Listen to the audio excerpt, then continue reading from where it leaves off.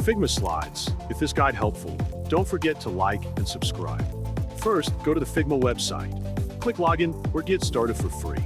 After that, you can select Continue with Google or enter your email address manually. On the startup screen, enter your name, and you will be asked some questions. Just answer them. Next, you can select a plan, free or paid, according to your wishes. Choose how you want to start using Figma. Click Present with Figma Slides. You will be redirected to the Figma Slides interface. Browse available presentation templates.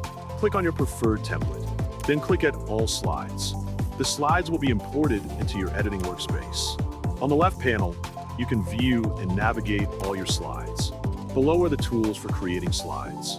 You can add text, media, shapes, live interactions, components, and assets. Click the plus icon to browse or import assets from Figma. Use the right side panel to adjust slide design and animate properties. Click the Share button in the top right. Set the sharing permissions. Change access to 𝗕𝘂𝘀𝗀𝘀 to control visibility. Copy the link and your slides are ready to share.